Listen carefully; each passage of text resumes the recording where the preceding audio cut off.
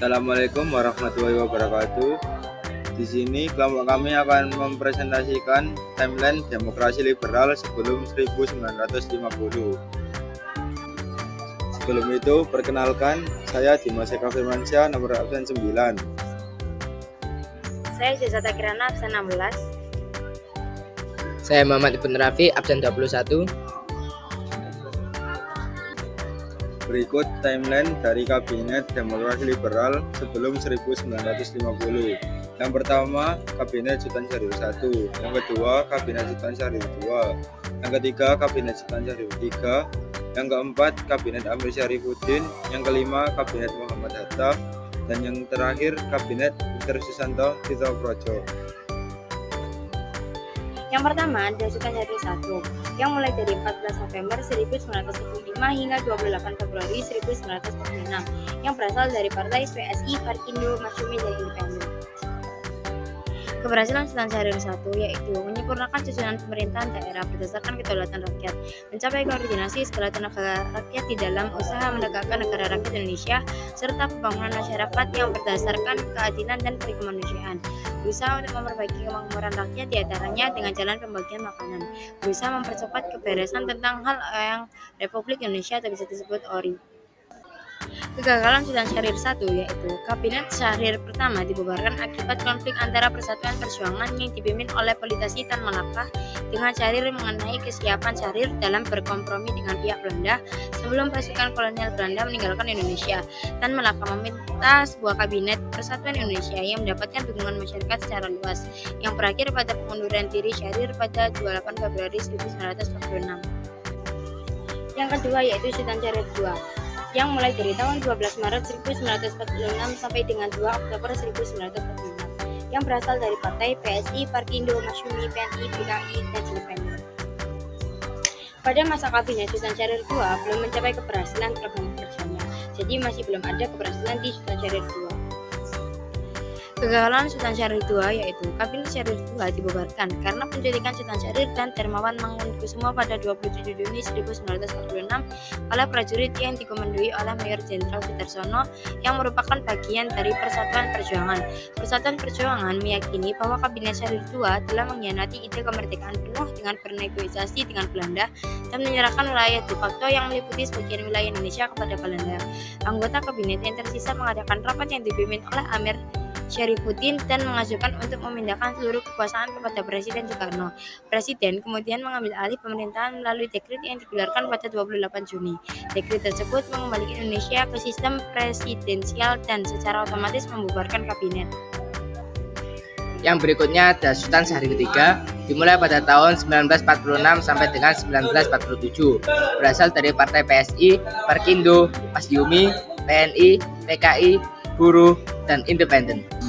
Adapun beberapa keberhasilan dari Sultan Syahrir, yaitu yang pertama, menyempurnakan susunan pemerintah daerah berdasarkan kedaulatan rakyat. Yang kedua, mencapai koordinasi tenaga rakyat untuk menegakkan negara Republik Indonesia.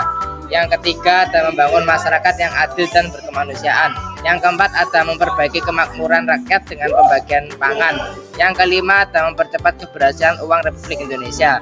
Yang keenam, ada menerbitkan manifesto politik pada 1 November 1945. Yang ketujuh, ada menerbitkan maklumat pemerintah pada 3 November 1945 yang memberi kesempatan pendirian partai-partai politik. Yang kedelapan, ada membentuk kabinet dengan susunan menteri yang bekerja kolektif. Adapun juga kegagalan dari Sultan Syahrir III, yaitu kabinet ini runtuh karena ketidaksepakatan terkait pelaksanaan perjanjian Linggarjati dan perundingan-perundingan berikutnya dengan Belanda. Yang berikutnya ada Amir Syarifuddin, dimulai pada tanggal 3 Juli 1947 sampai 11 November 1947. Berasal dari partai yaitu PSI, Parkindo, Buruh, BTI, PNI, PKI, Pemuda Rakyat, PSII, Katolik, dan Independen. Adapun keberhasilan dari Amir Syarifuddin, yaitu ia mempertahankan hidup Republik Indonesia. Dua hal yang berusaha dipertahankan yaitu Belanda harus mengakui Indonesia secara de facto dan masalah keamanan dalam negeri adalah tanggung jawab negara Indonesia sendiri. Adapun kegagalan dari Amir Syarifuddin, yaitu hasil perundingan dari perjanjian Renville memberikan kerugian pada bangsa Indonesia. Dari sini muncullah berbagai reaksi publik yang membuat Masyumi dan PNI menarik dukungan mereka terhadap kabinet Amir I. Begitu juga dari kelompok Syahrir dan PSI, karena Amir tidak dapat menghindari krisis dari kabinet ini, maka Amir beserta kabinetnya menyerah dan mengembalikan mandat mereka kepada presiden.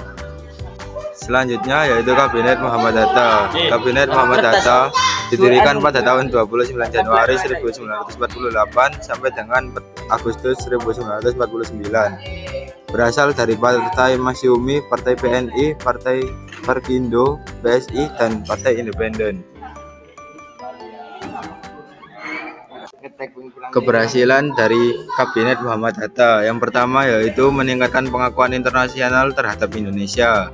Yang kedua, mengadakan perundingan dengan Belanda untuk melanjutkan persetujuan Renville. Selanjutnya, mempercepat pembentukan negara Indonesia Serikat. Yang selanjutnya, mengupayakan pemberantasan buta huruf, membangun sekolah-sekolah keterampilan untuk pemuda yang pulang dari front. Dan terakhir, meletakkan dasar-dasar untuk program transmigrasi, penyempurnaan pengairan, dan pembukaan lahan-lahan baru untuk meningkatkan produksi pangan.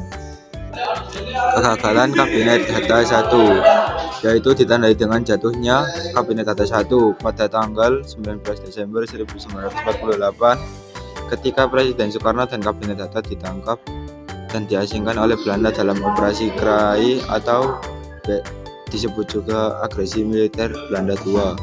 Setelah itu dibentuk Kabinet Darurat di Sumatera yang dipimpin oleh Syarifuddin Prawira Negara. Namun Kabinet Hatta tidak dibubarkan secara resmi. Pada 13 Juli 1949, Prawira Negara mengembalikan kendali negara kepada Kabinet Hatta. Kabinet Hatta mempertahankan susunan kabinetnya hingga 4 Agustus 1949 ketika dirombak dan Hatta kembali sebagai Perdana Menteri. Yang terakhir ada Kabinet Susanto Tirtaprodjo, didirikan pada 20 Desember 1949 sampai dengan 21 Januari 1950. Berasal dari Partai Nasional Indonesia dan Partai Indonesia Raya. Sewaktu Kabinet RIS berjalan, dibentuklah sebuah kabinet peralihan yang bernama Kabinet Susanto. Kabinet ini hanya bertugas selama 1 bulan, yaitu sejak 20 Desember 1949 sampai 21 Januari 1950, dengan jumlah menteri yang sedikit karena hanya bersifat sementara. Kabinet ini mulai bertugas setelah Muhammad Hatta dan beberapa menteri lainnya sudah menjadi Menteri Republik Indonesia Serikat pada 20 Desember 1949. Sewaktu kabinet ini berjalan, tidak diketahui dengan pasti apa saja program kerja yang dijalankan karena hanya bersifat sebagai peralihan atau kabinet sementara, jadi tidak ada keberhasilannya karena tidak ada program-program yang jelas itu. Dan juga kegagalannya juga tidak ada karena ini cuma peralihan, jadi berakhir karena dikembalikan ke kabinet yang asli atau yang tidak sementara. Sekian dari kelompok kami, mohon maaf apabila ada salah kata. Wassalamualaikum warahmatullahi wabarakatuh.